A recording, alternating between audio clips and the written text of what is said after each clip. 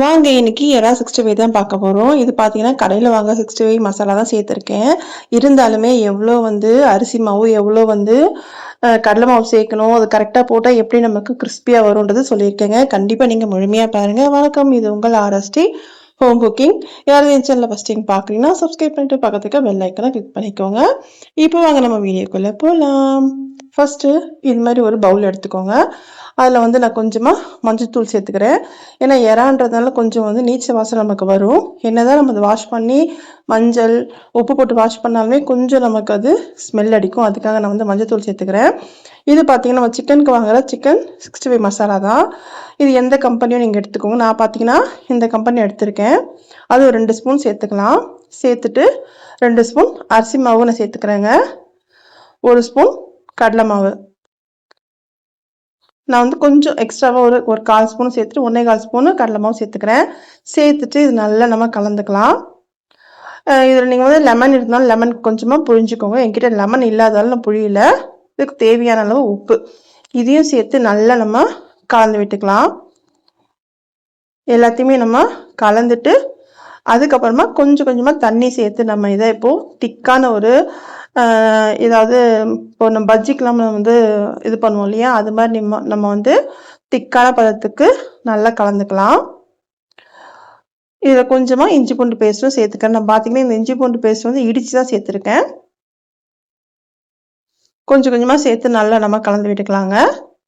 எறா பார்த்தீங்கன்னா அதில் நரம்பு இருக்கும் பார்த்தீங்களா, அதில் நரம்பு அப்புறம் அடியிலையும் நரம்பு ஒரு மாதிரி கருப்பாக இருக்கும். ரெண்டுத்தையுமே எடுத்துட்டு உப்பு மஞ்சத்தூள் சேர்த்து நல்லா வாஷ் பண்ணி வச்சுருக்கேன். நான் எடுத்துக்கிறது சின்ன சின்ன எறா தான், கொஞ்சம் பெருசெல்லாம் இல்லை. நீங்கள் பெருசாக போட்டிங்கன்னா இன்னும் நமக்கு நல்லாயிருக்கும். சின்னது நீங்கள் செஞ்சு பாருங்கள், அதுவும் நல்லா தான் இருக்கும். இந்த பக்குவத்துக்கு நல்லா இது மாதிரி கலந்துக்கலாம். இப்போது கழுவி வச்சு அந்த எறாவை சேர்த்துக்கிறேங்க. இதை சேர்த்துட்டு நல்லா கலந்துக்கலாம். இது மாதிரி கலந்துட்டு ஃப்ரிட்ஜில் ஒரு 10 நிமிஷம் வச்சுட்டு அதுக்கப்புறம் நெக்ஸ்ட் வை போட்டிங்கன்னா அந்த மசாலாலாம் நல்லா நமக்கு ஒட்டிக்கோங்க. ஃப்ரீசரில் வைக்கிறீங்க அப்படின்னும் போது ஒரு 5 நிமிஷம் வச்சா போதும். நீங்கள் ஃப்ரிட்ஜில் வெளியில் வைக்கிறீங்க அப்படின்னும் போது ஒரு 10 நிமிஷம் வச்சுட்டு அதுக்கப்புறம் நீங்கள் போட்டு பாருங்கள். நல்லா நமக்கு கிறிஸ்பியாக இருக்கும், நல்லாவும் இருக்கும். மசாலாலாம் நல்லா இறங்கி நல்லாயிருக்கும்.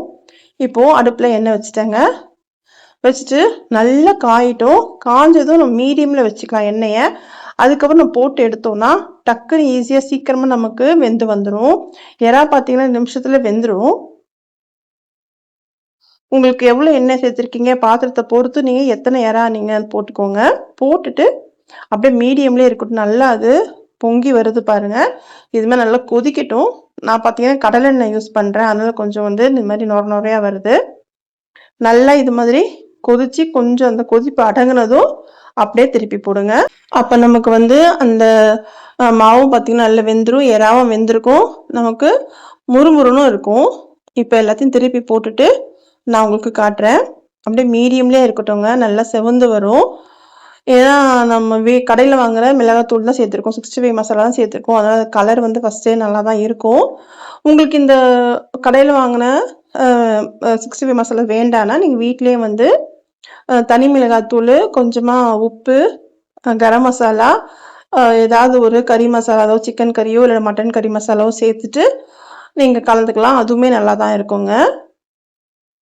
இப்போ பார்த்தீங்கன்னா இதில் கொஞ்சமாக கருவேப்பிலையும் சேர்த்துக்கிறேன். நல்லா ஒரு ஃப்ளேவர் கிடைக்கும் நமக்கு.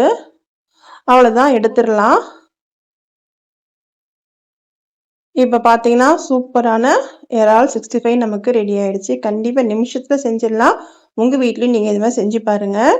நம்ம பார்த்தீங்கன்னா அந்த மாவு இருக்கு இல்லையா, அரிசி மாவோ கடலை மாவு, இந்த கலக்கிற விதம் தாங்க.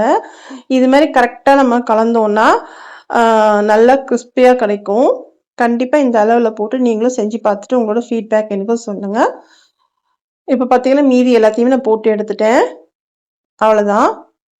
இது மாதிரி ரெசிபிக்கு என்னோட சேனலை ஃபாலோ பண்ணிக்கோங்க.